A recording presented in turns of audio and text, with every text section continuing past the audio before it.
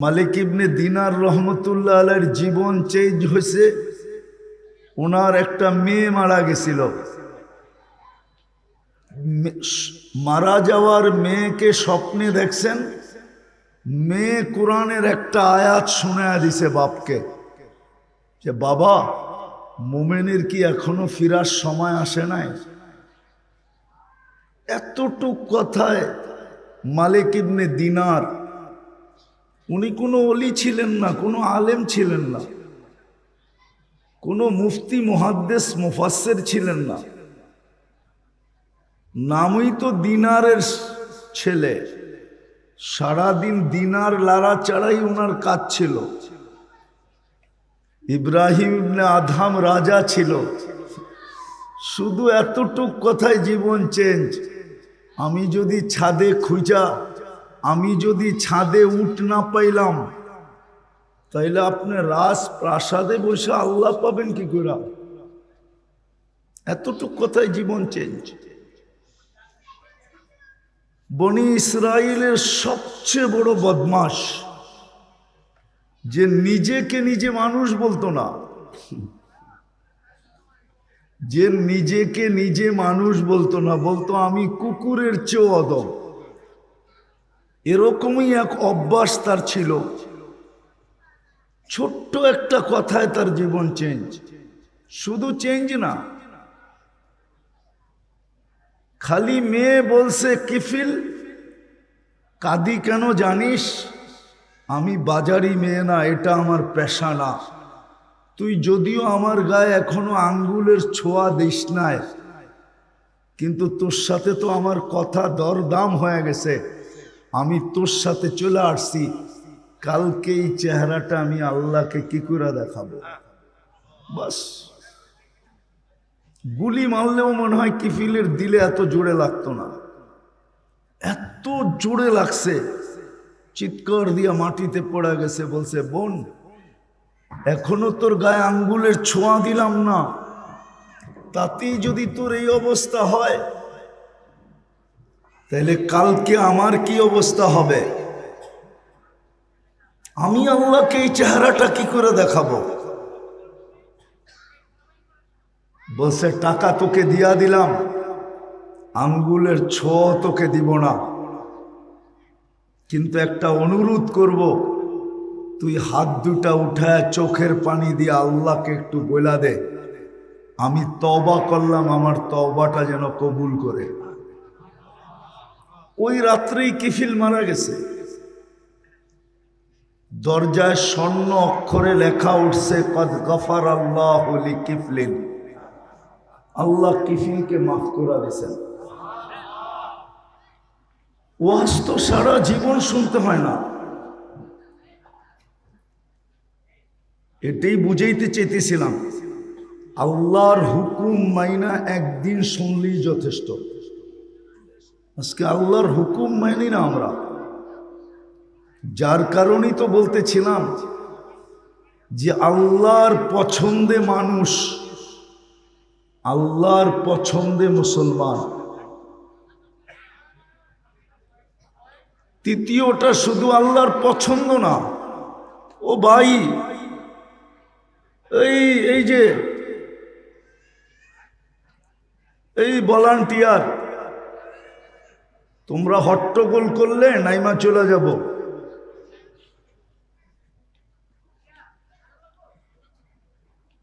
এদেরকে থামান। শয়তান এদের কাঁধে বসেই আসে। তো যেটা বুঝাইতেছিলাম,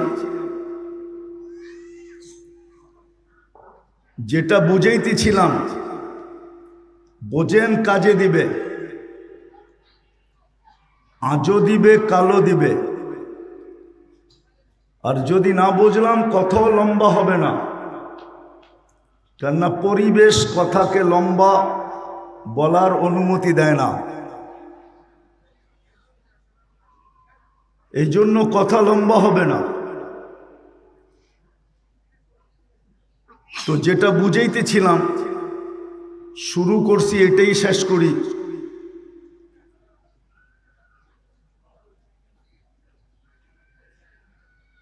তো যেটা বুঝাইতেছিলাম যে আমরা আল্লাহর পছন্দে মানুষ, আল্লাহর পছন্দে আমরা মুসলমান। আল্লাহর পছন্দের সাথে সাথে বাছাইকৃতভাবে আমরা উম্মতে মুহাম্মদী।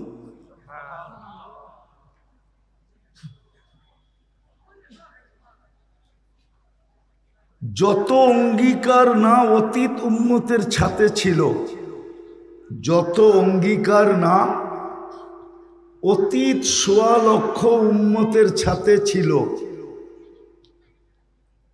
যত অঙ্গীকার না অতীত ১৬ লক্ষ উম্মতের সাথে ছিল, এর চেয়ে বেশি অঙ্গীকার আল্লাহর আমাদের সাথে।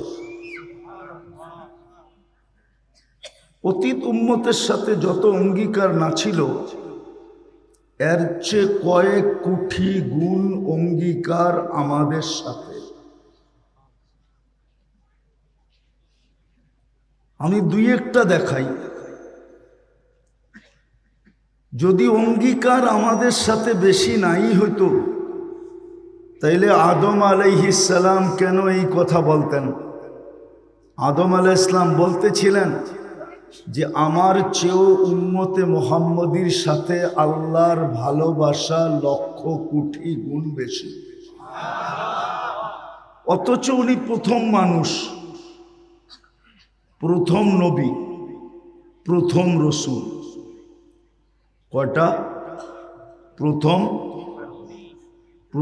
নবী, প্রথম রসূল,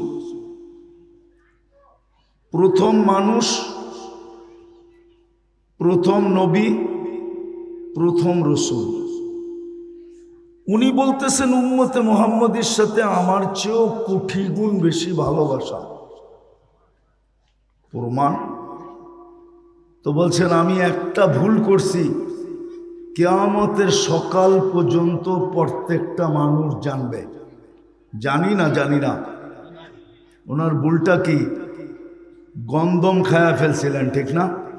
হ্যাঁ, উনি বলতেছে উম্মতে মুহাম্মদী সারা দিন রাত গুনাহ করবে, আল্লাহ কাউকে জানতে দিবে না।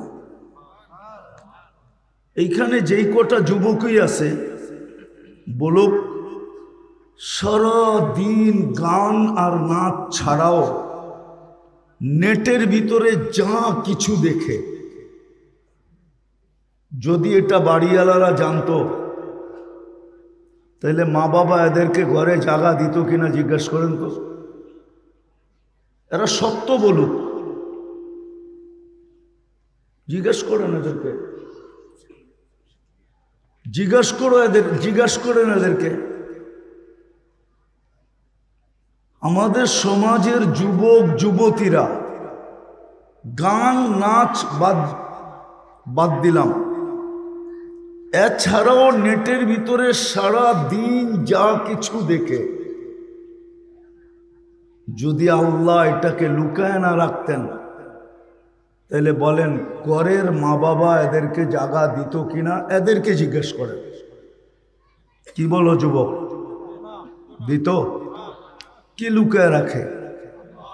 হ্যাঁ, এটাই তো আদম আলাইহিস সালাম বলতেছেন। তাহলে আমার কথা সত্য। অতীত উম্মতের সাথে আল্লাহর যত অঙ্গীকার না ছিল, এর চেয়ে কোটি গুণ অঙ্গীকার আমাদের সাথে ছিল। শুধু ছিল না, থাকবেও। শুধু ছিল না, থাকবেও। কিন্তু প্রশ্নের আসল কথার জায়গায় চলে আসি। আপনাকে আমাকে পছন্দ করলেন কয়বার? হ্যাঁ, কত যুবকই তো আছে কত জনের কাছে পছন্দের পাত্র হওয়ার জন্য সারা দিন পিচ ঘোরে, ঠিক না? হ্যাঁ, কত গালিও তো খায়, ঠিক না? মনে হয় বোঝে নাই। কতবার জুতাও দেখে, ঠিক না? কিন্তু হাল ছাড়ে না। কি যদি জিজ্ঞেস করে তুই হাল ছাড়িস না কেন?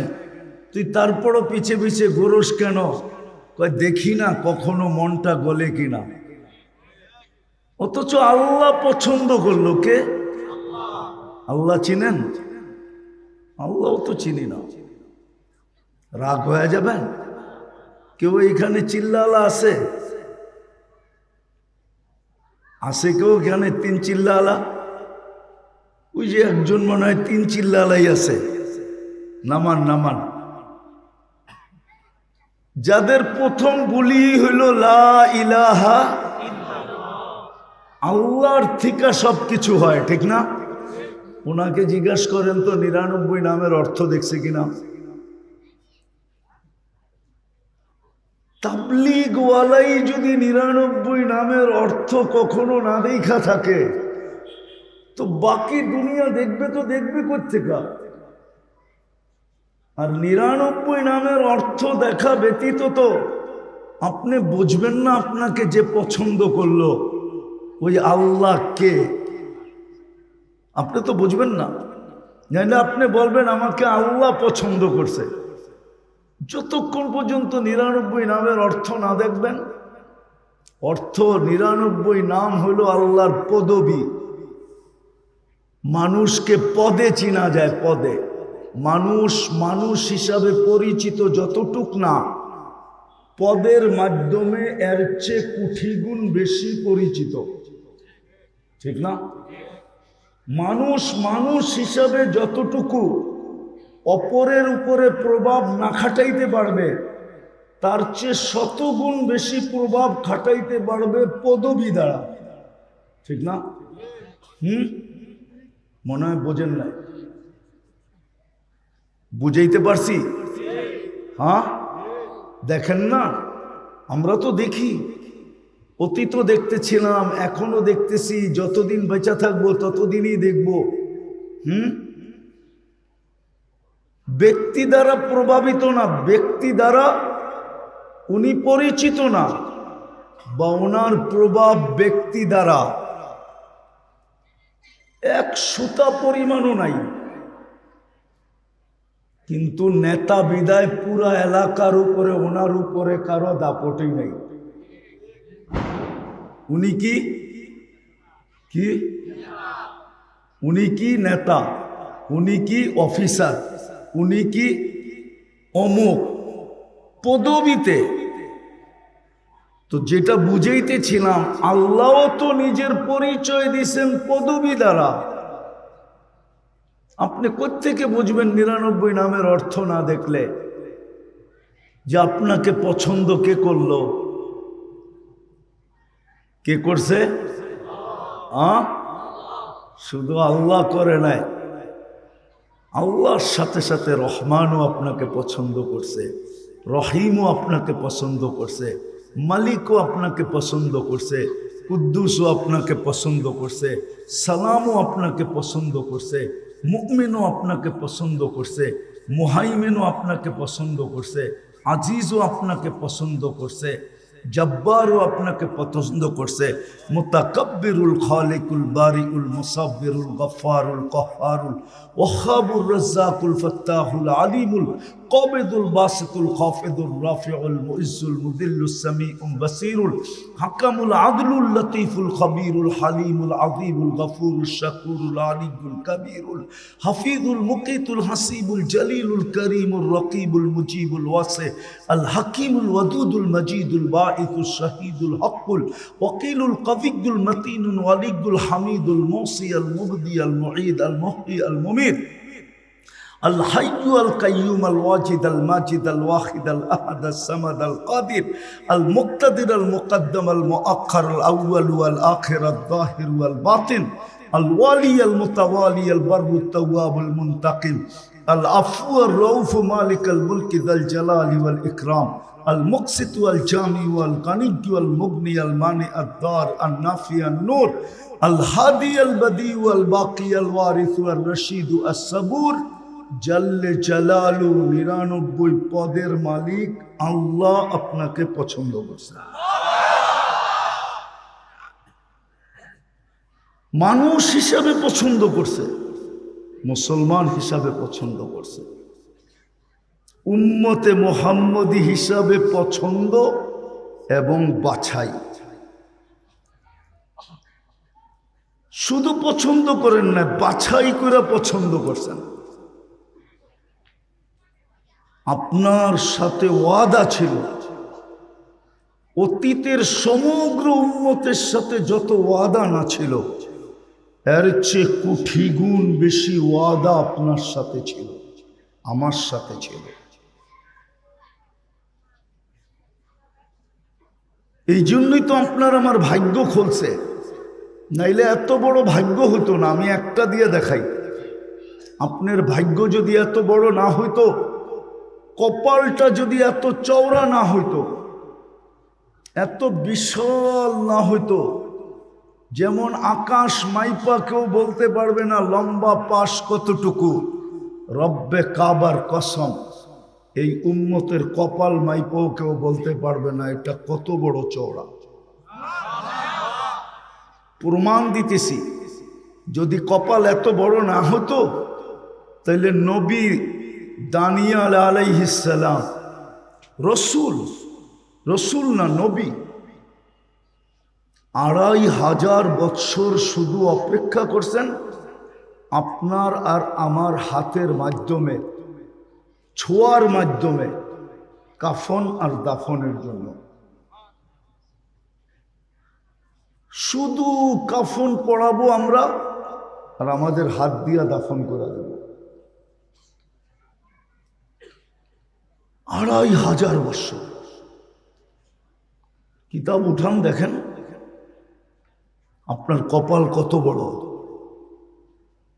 শেষ জায়গায় চলে আসি, কিন্তু আফসোস, যে উম্মতকে এত পছন্দ করা মানুষ বানাইলেন, আমাদেরকে মানুষ বানাইলেন, হায় আজকে ওই মানুষের ভিতরে মনুষ্যত্ব কোথায় বলেন? ওই মানুষের ভিতরে মনুষ্যত্ব কোথায়? মনুষ্যত্ব যদি থাকতো তাহলে প্রতিবেশীর দ্বারা অতিষ্ঠ হয় কি করে? আরে বোঝেন না মনে হয়। এলাকাবাসীর দ্বারা অতিষ্ঠ হয় কি করে? প্রতিবেশীর দ্বারা অতিষ্ঠ হয় কি করে? মনুষ্যত্ব যদি থাকতো তাহলে মানুষের হাতে অতিষ্ঠ হয় কি করে? নির্যাতিত হয় কি করে? নিপীড়িত হয় কি করে? লজ্জিত, আরে কি বলে, অপদস্থ হয় কি করে? যদি মানুষত্বই থাকতো। আজকে তো মানুষ আছে, মানুষত্ব নাই। আপনি বলেন, মানুষত্ব যদি থাকতো তাহলে ভাইয়ের বিরুদ্ধে কেস করে কি করে? এটা কি মানবতা? না, ওনার মনে হয় মানবতা, ঠিক না? হ্যাঁ, আপনাকে পছন্দ করে মানুষ বানাইলেন, আপনার ভিতরে মানবতা কোথায়? আপনাকে পছন্দ করে মুসলমান বানাইলেন, আপনার ভিতরে ইসলামের ছাপ কোথায় বলেন? ইসলামের ছাপ যদি থাকতো, তাহলে মুসলমান যুবক নেটের থেকে চয়েস করা চুল কাটে কি করে?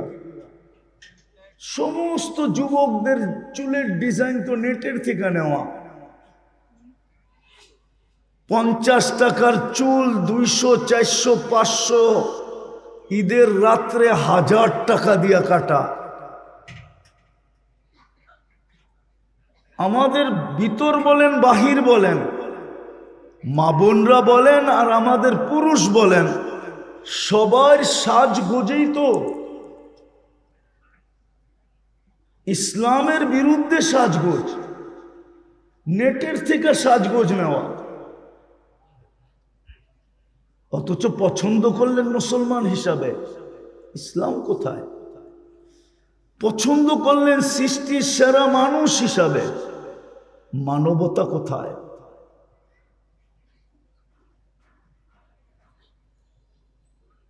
মানবতা কোথায়?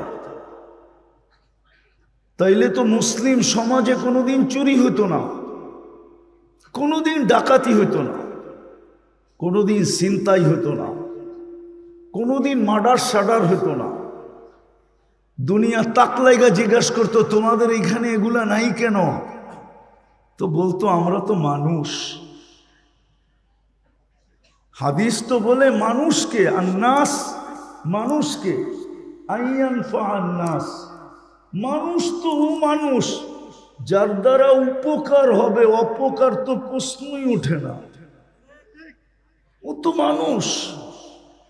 মানুষের থিওরি তো হাদিস দিছে, মান্নাস মাইয়ানফাউন্নাস, মানুষ তো ও।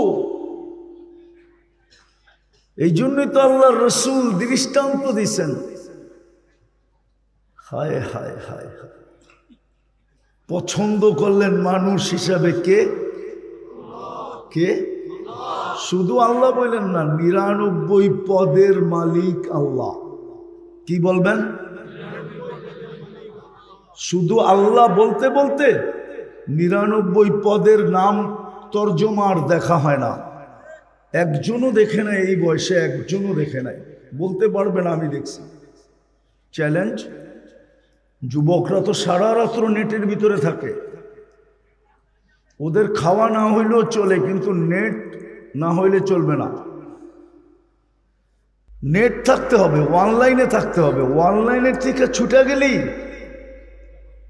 যুবকদেরকে শাস্তি দিতে কিছু লাগবে না। ওরে ঘরে বসায় 7 দিন নেট কেটে দেন, ও এমনি ও ভাববে আমার কয়েক যুগ জেল হয়ে গেছে। রাগ হয়ে যাব তো যুবকরা। সারা রাত্র নেটের ভিতরে থাকে, কিন্তু 99 নামের অর্থ কোনোদিন দেখে নাই, আমরাও দেখি নাই। এই জন্য আজকের থেকে বলবেন পছন্দ করছে কে? আবার বলতেছেন 99 পদের মালিক, 99 পদের মালিক।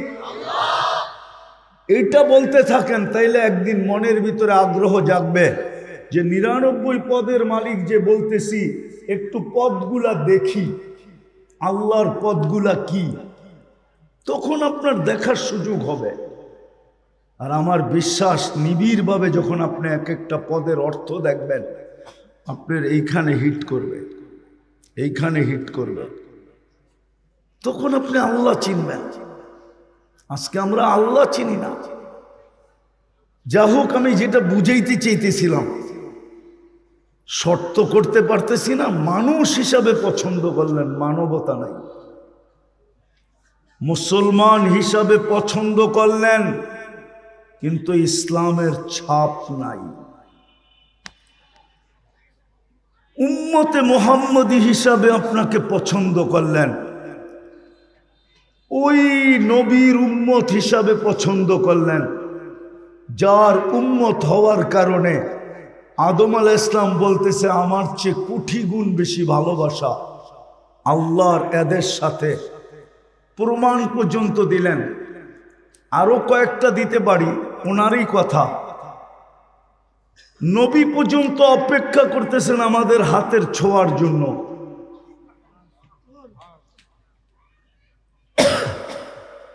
এত বড় মর্যাদা দিলেন, এত বড় মর্যাদা।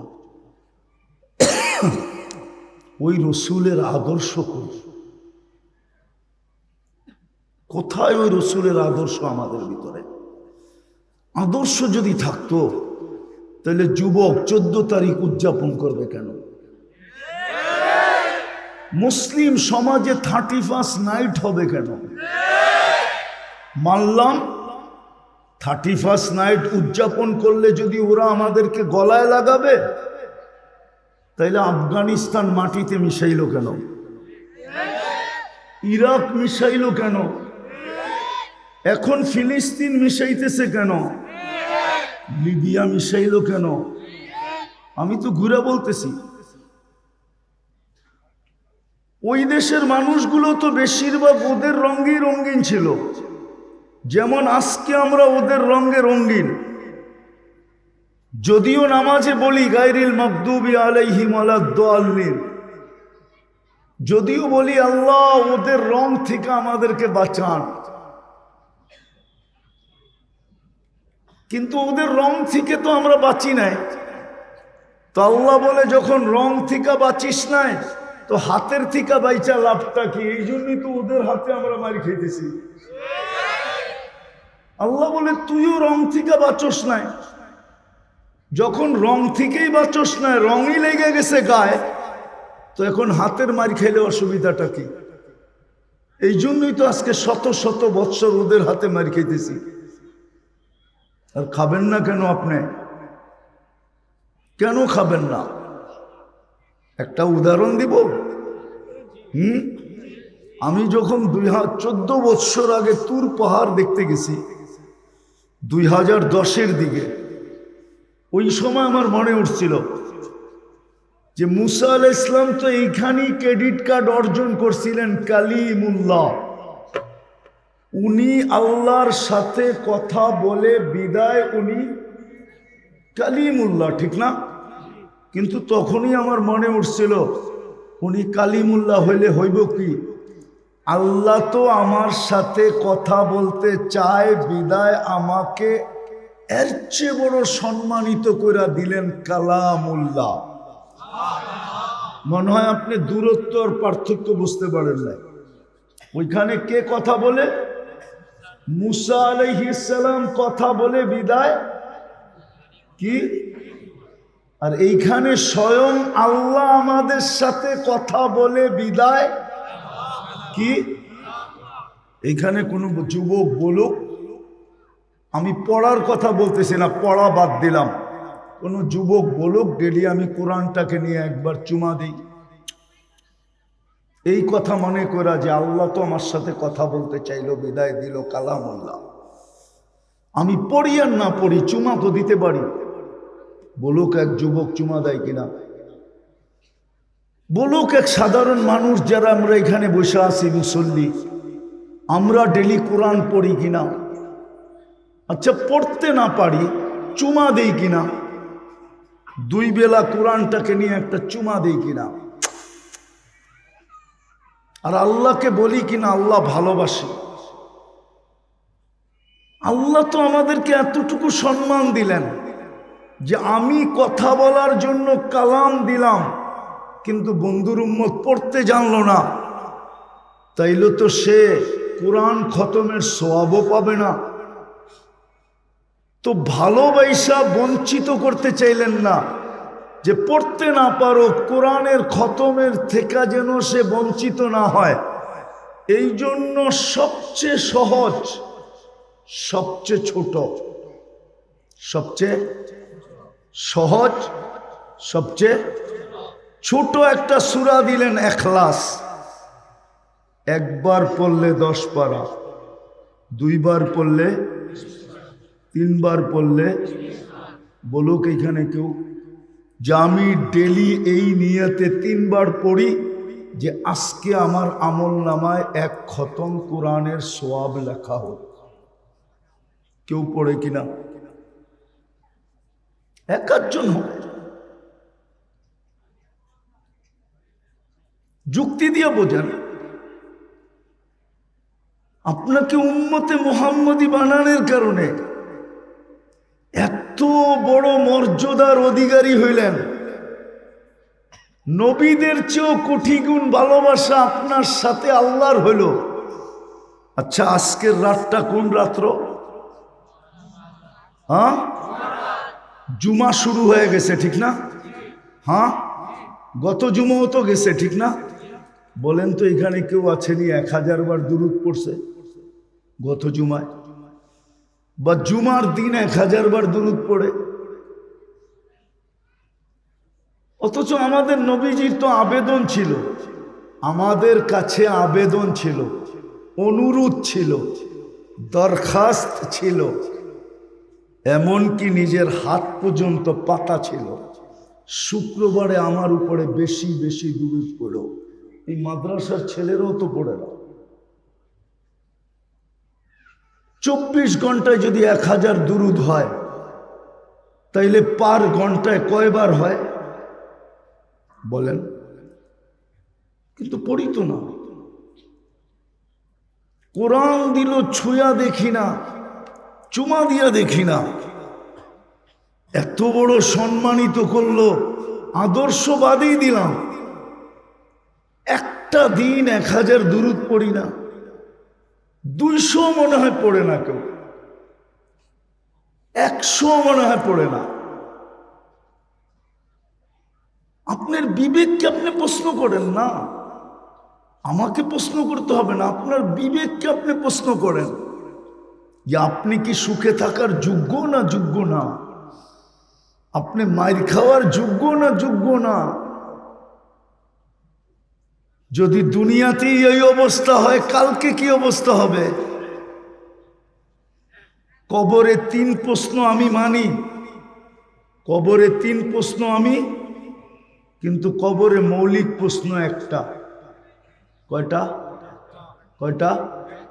ইমাম বুখারী রহমতুল্লাহ আলাইহি একটা লেখছেন, ইমাম মুসলিম রহমতুল্লাহ আলাইহি একটা লেখছেন। এই 2 জনে 3টা লেখেন না, একটা। কেননা মৌলিক প্রশ্ন একটা হবে, একটায় পাস, পরের গুলা পাস বইলা লেখা হবে। একটায় ফেল, পরের গুলো ফেল বইলা লেখা হবে। প্রথম কবরের প্রশ্নই তো হইল মা কুনতা তাকুল, তুই দুনিয়ায় থাকতে কার আদর্শে আদর্শবান ছিলি বল। আবার নামও বইলা দিবে, মা কুনতা তাকুলু ফি হাদার রাজুলি মুহাম্মাদিন, তুই দুনিয়ায় কার আদর্শে আদর্শবান ছিলি? মুহাম্মদুর রাসূলুল্লাহর আদর্শে আদর্শবান ছিলি না অন্য কারে রঙ্গে রঙ্গিন ছিলি? যদি আদর্শে আদর্শবান হয়ে থাকে তো মুস্কি হাসি দুজনই দিবে, কেননা মুহাম্মদুর রাসূলুল্লাহ সামনে হবে, তো মুস্কি হাসি দুজনই দিবে যে কাকে কি প্রশ্ন করো তুমি। এ প্রমাণ কি দিবে? আমি প্রমাণ দিতেছি এ আমার আদর্শে আদর্শবান ছিল, নাইলে বারবার দুনিয়াতে আমার সাথে এর সাথে সাক্ষাৎ হইতো তো হইতো কি করে? আপনি আর আমি তো জীবনে একদিনও দেখি নাই। কয়দিন দেখছেন আল্লাহ রসুলকে? শুক্রবারে দুরুদই পড়েন না, কোত্থেকে দেখবেন? প্রশ্ন করার পরে দুজনই মুস্কি হাসবে, তো জবাব এটাই আসবে, তুমি কার কাছে কি জিজ্ঞাসা করো? যদি আমার আদর্শই আদর্শবান না হইতো তাহলে দুনিয়াতে আমাদের বারবার সাক্ষাৎ কি করে হইতো? সাক্ষাৎ হয় না? আপনি দেখেন, দেখে না দেখা দেয়? মনে হয় আমি বুঝাইতে পারি না আপনাদেরকে। আজকে আমাদের দুরবস্থা এই জন্য, মানুষ মানবতা নাই, মুসলমান কিন্তু কোনো ছাপ নাই, উম্মত নবীর কোনো আদর্শ নাই। এই জন্যই আমার যোগ বিয়োগে মেলে না। আফগানিস্তান মাটিতে মিশছে, হয়তো একটু একটু যোগ বিয়োগে মিলছে, কিন্তু ইরাক মিটা গেল, এটা যোগ বিয়োগে মিলে নাই। কেননা ইরাকে তো একটা একটা করে দেখাই, ইরাকে তো কয়েকজন নবী ঘুমায় আছেন, এবং দানিয়াল আলাইহিস সালামও ইরাকে ঘুমানো, আলী শেরে খোদা ওইখানে ঘুমানো, হুসাইন কলিজার টুকরা ওইখানে ঘুমানো, পীরানে পীর আব্দুল কাদের জিলানী ওইখানে ঘুমানো, আমাদের ইমামে আজম আবু হানিফা ঘুমানো, কয়েক শত সাহাবা ওইখানে ঘুমানো। এতগুলা বোম ফাটলো তো ফাটলো কি করে? মাটির সাথে মিশলো কি করে? লিবিয়া মাটির সাথে মিশা গেল, এটাও তো যোগ বিয়োগ মিলে না। কেননা টিউনিসিয়া লিবিয়া মিলা 12,000 সাহাবা একরামের কবর ওইখানে। কত? তমিমে দাড়ি ওইখানে, আবু লুবাবা ওইখানে, উকবা বিন নাফে ওইখানে। চিনেন এদেরকে? নামও তো শোনেন নাই কোনোদিন। খালি শুনছি দুনিয়া আলাদেরটা, ঠিক না? চলেন সব বাদ দিলাম, দুটা বাদ দিলাম। ফিলিস্তিন মিটতেছে কি করে? খলিল তো এখানে ঘুমানো, ওয়াদিয়ে খলিল। একদিকে খলিল ঘুমাইতেছে, একদিকে মুসা কালিম ঘুমাইতেছে। বেশি দূরে না, দুইজনের মধ্যে দূরত্ব বেশি লম্বা না। যান আপনি দেখে আসেন, আমি তো দেখে আসছি, আপনি দেখে আসেন। মধ্যখানে 70 জন নবী ঘুমাইতেছে, চিহ্নিত। মুসলমানের প্রথম কেবলা যেখানে, মেরাজের রাত্রে সশরীরে 1.25 লক্ষ নবীরা যেখানে উপস্থিত। মেরাজের রাত্রে বাইতুল মুকাদ্দাসে 1.25 লক্ষ নবীদের সম্মেলন ছিল সশরীরে। নাইলে আমাদের নবীজি ইমামতি করলেন কি করে? নামাজ তো পড়াইলেন, বক্তৃতা তো দিলেন, সবার কাছ থেকে বিদায় নিয়ে তো আরশে গেলেন। ওইটা মাটির সাথে মিশে তো মিশে কি করে? কিন্তু আল্লাহকেও যদি জিজ্ঞাসা করি তো আল্লাহ তো এটাই বলে, পছন্দ করে তো মানুষ বানাইছিলাম, তোদের ভিতরে মানবতা কোথায় বল? পছন্দ করে তো তোদেরকে মুসলমান বানাইছিলাম, ইসলামের ছাপ তোদের ভিতরে কোথায় বল? পছন্দ করে তো বন্ধুর উম্মত বানাইছিলাম। কার উম্মত? আপনি কার উম্মত আপনি জানেন না, আপনি চিনেন না মুহাম্মদুর রাসূলুল্লাহ। দুঃখ তো আমার এইখানেই, বাংলাদেশে পাইবেন ইসলামী মহাসম্মেলন, নাইলে ওয়াজ মাহফিল, নাইলে তফসির মাহফিল, এই তিনটাই পাবেন। শানের রেসালত তো পাবেন না। নবীর শান তো কেউ জানে না যে আমার নবীর শান কত। আপনি নবীর প্রয়োজন রাখেন কতটুকু? একটা দেখাইলাম আমি সব জায়গায় চলে আসছি, আর আসতে হবে না সামনে। বসেন বসেন বসেন বসেন, আমি সীমানায় চলে আসছি। বিদায় ভাবেন এখনো ফুললি অপারেশন শুরু হয় নাই। এটাই আল্লাহ বুঝাইছিলেন এক হাদিসে কুদসিতে, কোরআনও বুঝাইছিলেন, যহরাল ফাসাদ ফিল বাররি ওয়াল বাহর বিমা কাসাবাত আইদিন নাস লিউযীকাহুম বা'দাল্লাযী আমিলু লাআল্লাহুম ইয়ারজিউন। মাঝে মাঝে আমরা ছোটখাটো অপারেশন করব, যেন তোমাদের বিবেকের পর্দা খোলে, তোমাদের বুদ্ধি উদিত হয়, তোমরা যেন দৌড়ায় আমার দিকে ফিরে আসো। কিন্তু আমাদের বিবেকের পর্দাও খুলতেছে না, আমাদের বুদ্ধি উদিত হইতেছে না, আমাদের বুদ্ধি উদিত হইতেছে না, বিবেকের পর্দাও খুলতেছে না। হাদিসে কুদসি তো আল্লাহ বলছিলেন, ইল্লাম ইয়াতুবু ফাআনা তাবিবুহুম, তোমরা যদি আমার দিকে না ফিরলে তো আমি ডাক্তার হয়ে যাব, ডাক্তার, সার্জিক্যাল ডাক্তার। আমি অপারেশন চালাবো তোমাদের উপরে। আজকে অপারেশন চলতেছে। নাইলে আমি আগেই বলছি, সমস্ত নবীদের সাথে যত অঙ্গীকার না ছিল, আমাদের সাথে আর চেয়ে কোটি গুণ বেশি অঙ্গীকার ছিল।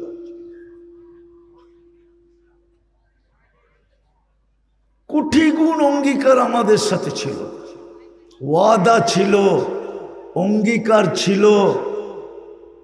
আর কি শব্দ পাবো বাংলায় খুঁজে পাই না, সবকিছু আমাদের সাথে ছিল। কেননা আমাদের পরে তো কোনো উম্মত নাই। ভান্ডার রাখবেন তো রাখবেন কার জন্য? আমাদের নবীজির পরে তো নবী নাই, তাইলে আল্লাহ নিজের ভান্ডার রাখবেন তো রাখবেন কার জন্য বলেন? কি সর্বশেষ যে খায় সে তো পাতিল নিয়েই বসে, ঠিক না? সবার শেষে কে খায়? মা, ঠিক না? তো মা কিনিয়া বসে, তো জামাই যদি শাশুড়ি জিজ্ঞাসা করে, আম্মা আপনি তো দেখি পাতিল লয়ে বইছেন, তো শাশুড়ি হাসতে হাসতে বলে, বাবা তোমার ঘরে খাওয়ায়া এখন আর যা বাচ্চে আমি একটু কাঁচায় কুচায় খাই আর কি। আল্লাহ তো পুরো সবকিছু আমাদেরকে উঠায় দিলেন, কিন্তু তাকাইলে তো দেখা যায় আমাদের সবচেয়ে বেশি দুরবস্থা। এই দুরবস্থা তো 313 জন যখন ছিল তখনও ছিল না, যখন গায়ে কাপড় ছিল না তখনও ছিল না, যখন পেটে ভাত ছিল না তখনও ছিল না, যখন পায়ে জুতা ছিল না তখনও ছিল না, যখন মাথা গোচা ঠাই ছিল না তখনও ছিল না। আজকে কেন দুরবস্থা? একজন ধরলে 18 কোটির গলা টিপা ধরতে চায়। ইসকন কয়জন ধরছে? একজন, ঠিক না? আপনি তো 18 কোটি অবরুদ্ধ না? অবরুদ্ধ না? 18 কোটির গলা চেপে ধরতে চাইতেছে, বুঝাইতে চাইতেছে একটাই মানুষ, 18 কোটি এটি মানুষ না, এটি সব আগাছা। আর একটা প্রমাণ দিব, দেখি আপনাদের বুঝে আসে কিনা। বাংলাদেশের সুপ্রিম কোর্টের ল হইল, কোন কুকুরকে আপনি আগের মতো ইনজেকশন দিয়ে মারতে পারবেন না। আগে সিটি কর্পোরেশন ছোটবেলা দেখতাম রাত্রে আসতো, কুকুরকে ইনজেকশন দিয়ে উঠায় উঠায় নিয়ে যেত। প্রাণীবাদীরা হাইকোর্টে রিট করছে যে প্রাণীদেরকে এইভাবে মারা যাবে না।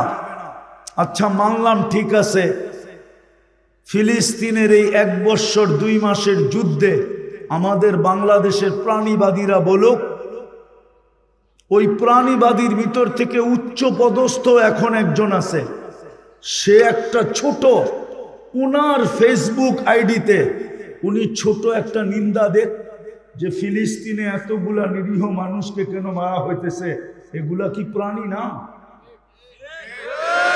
না প্রাণী না? কিন্তু আজ পর্যন্ত আপনি যদি দেখাইতে পারেন আপনার জুতা আমার গাল এই মজলিসের ভিতরে, আমি গাল নিয়ে রেডি থাকবো, সবার জুতা মারলেও আমি মেনে নেব, যদি কেউ ছোট একটা নিন্দা দেখাইতে পারে। কেননা প্রাণীবাদী সংস্থা আপনাকে প্রাণী মনে করে না, কেননা আপনি মুসলমান, পছন্দনীয় আল্লাহর মানুষ হিসাবে, মুসলমান হিসাবে, উম্মত হিসাবে ওরা ভাবে আপনি প্রাণী না, আপনি একটা আগাছা।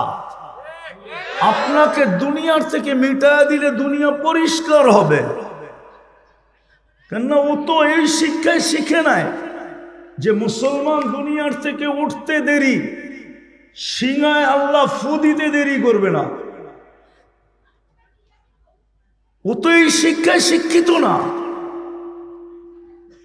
ওর মাথার ভিতরে এটা নাই। সব মোবাইলে সব প্রোগ্রাম আসে না, বটন সেটে অ্যান্ড্রয়েড সেটের প্রোগ্রাম নাই, এটা বটন সেট, এটা ফোন করতে পারবেন আর রিসিভ করতে পারবেন। ওই প্রাণীবাদী যারা, ওটা হলো বটন ফোন, ওর মাথায় এটুকুই আছে যে মুসলমান কোনো প্রাণী না, নাইলে ও নিন্দা করে না কেন? দেখা, আপনি এত নিচে নামলেন কেন? ওই 3 কারণে। মানুষ বলেন কিন্তু মানবতা নাই। আমি কারো বিরোধিতা করতেছি না, যদি মানবতাই থাকতো তাহলে ঘুমন্ত মানুষকে মারে কি করে? আমাকে বুঝান, ঘুমের ভিতরে একজন আরেকজনকে মারে কি করে? মানবতা যদি থাকে তাহলে প্রতিবেশীর কারণে প্রতিবেশী অতিষ্ঠ হয় কি করে? আজকে কত প্রতিবেশী তো আছে, প্রতিবেশীর থেকে অতিষ্ঠ হয়ে জায়গা বেচা চলে গেছে। নাই এই এলাকায়, নাই নুরবাদে, হ্যাঁ চিনেন না? তাহলে আমার লোকে চলেন, আমি 2-4টা চিনায় দিব আপনাদেরকে। আমি এখানে থাকি না, তারপর আপনাদেরকে আমি চিনায় দিব যে প্রতিবেশীর কারণে অতিষ্ঠ হয়ে জায়গা বিক্রি করে চলে গেছে। ও মানুষ কি করে? মুসলমান, ইসলামের ছাপ নাই, উম্মত নবীর আদর্শ নাই, কোরআন দিলেন ছুঁয়া দেখে না, নিজের ঘর দিলেন 90% ঘরে আয়সা দেখে না। এটা কার ঘর? হ্যাঁ, আল্লাহরে যদি জিজ্ঞাসা, কোন উম্মতকে তো ঘর দিলেন না, আপনাকে তো ঘর দিয়া দিলেন। আল্লাহকে যদি আমি জিজ্ঞাসা করি, ঘর তো আমাদেরকে দিয়া দিলেন, আপনি কই থাকেন? তো আল্লাহ বলে, তুই কি কোরআন পড়িস না? আনা মা আকুম আইনা মা কুনতুম, আমি তো তোদের সাথেই থাকি, তোরা যেখানে যাস আমি তোদের সাথে সাথে থাকি। ঘর তো তোদেরকেই দিয়া দিলাম, ওই ঘর খালি পড়া থাকে, ওই ঘর খালি পড়া থাকে। খালি না, খালি পড়া থাকে না, ঘর সারাদিন খালি পড়া থাকে, মারামারি করে তালিম লইয়া। মনে হয় বোঝেন না, মারামারি করে কি লইয়া? মারামারি করে কি লইয়া? বয়ান লইয়া। অথচ সারাদিন ঘর খালি পড়ে থাকে। লানত আমাদের জিন্দেগির উপরে। এখনো যে বেঁচে আছি, শুধু মুহাম্মদুর রাসূলুল্লাহর কারণে বেঁচে আছি। জিজ্ঞাসা করে ফেলছিলেন, অতীতে তাকায়া দেখতেছি সব উম্মতকে সমূলে ধ্বংস করে দিছেন, আমার উম্মতকেও ধ্বংস করবেন? তো বলছে, না বন্ধু, আপনার উম্মতকে সমূলে ধ্বংস করব না, আপনাকে অঙ্গীকার দিতেছি, শুধু এই কারণে বেঁচে গেছেন, নাইলে বহুত বড় মাদ্রাসা আছে এখানে মাদানীনগর। জিজ্ঞাসা করে দেখেন, 1500 বৎসর কোনো উম্মতকে আল্লাহ সুযোগ দেন নাই, এর আগেই মাটিতে সব মিশাইয়া দিয়েছেন। 1500 বৎসর হয়ে গেছে, আপনাকে আমাকে সুযোগই দিয়া যেতেছেন। বিদায় আসেন, আজকে তওবা করেন। তওবা করবেন? করবা যুবক? তওবা তওবা করো, তওবা, নাইলে এইখানের দিন কাটা যাবে, কিন্তু ওইখানেরটা কাটবে না। কবরে যাওয়ার পরে যখন জিজ্ঞাসা করবে, ওই দিন জবাব মুখ দিয়ে আসবে না।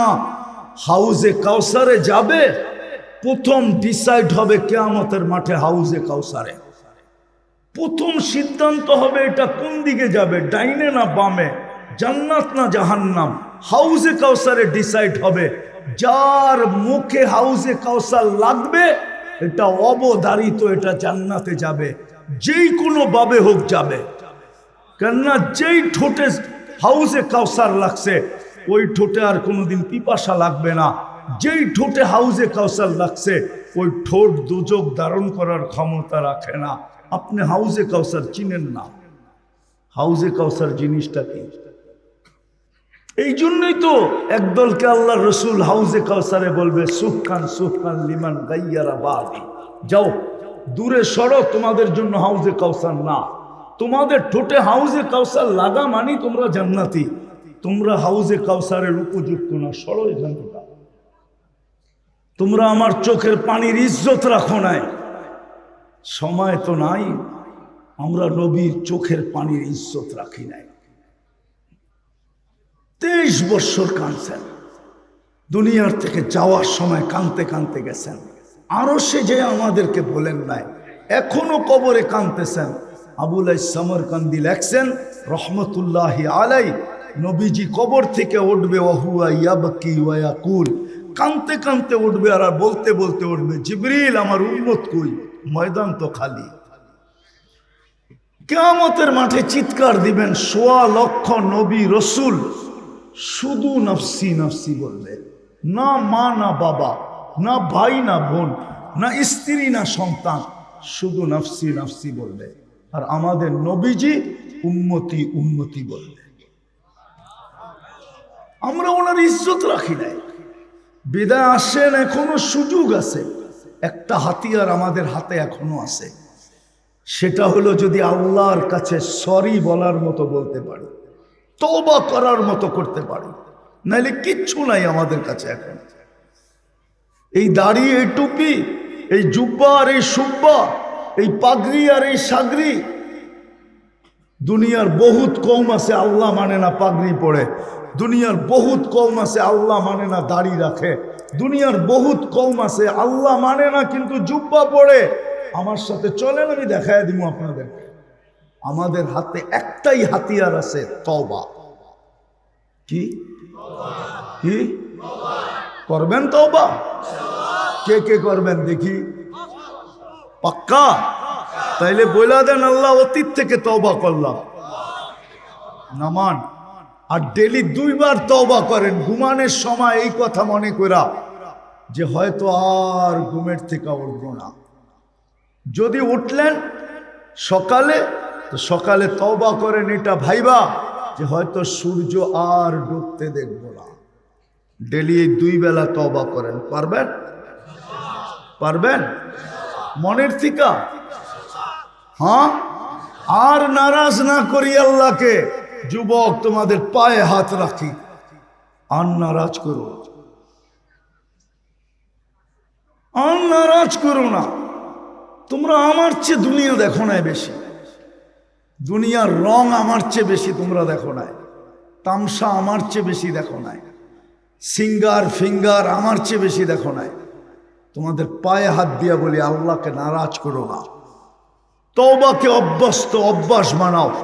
আর দ্বিতীয়, আল্লাহর ঘর ভরা দেন। আজকে আল্লাহর ঘর, আল্লাহকে জিজ্ঞাসা করে মুসল্লি কই? জমিন জিজ্ঞাসা করে, জমি পুছতি হ্যায় নামাজি কাহা হ্যায়। জমিন জিজ্ঞাসা করে আল্লাহ নামাজি কই? মসজিদ জিজ্ঞাসা করে আল্লাহ মুসল্লি কই? বিশ্বাস হয় না? হ্যাঁ, বললে তো আবার বলবে জয়ীফ। মসজিদ জিজ্ঞাসা করে আল্লাহকে, আল্লাহ মুসল্লি কই? গর্ত দিলেন, মুসল্লি তো নাই, আমার খোরাক তো নাই, কোথায় এরা? পড়তে পারবেন মসজিদ আজকের থেকে? কে কে পারবেন দেখি? যে মসজিদ ভরা দিব আজকের থেকে, নামান। আর যুবকদের পায়ে হাত দিয়া বলি 31st নাইট উদযাপন করো না। আল্লাহর গজব আর টাইনা আইনো না। আছে বাংলাদেশে প্রমাণ আছে, 2013 কি 14 হবে, 31st নাইটের পরের দিন 7.8 ভূমিকম্প আসছিল, কিন্তু কোনো বিপর্যয় হয় নাই, শুধু সিগন্যাল দিয়ে চলে গেছে। গত ডিসেম্বরে তুর্কিতে আসছে, 1.5 লক্ষ লোক মারা গেছে, এক শহর মাটির সাথে মিশা গেছে। তোমাদের পায়ে হাত দিয়া বলি 31st নাইট উদযাপন করো না, আল্লাহকে আর নারাজ করো না।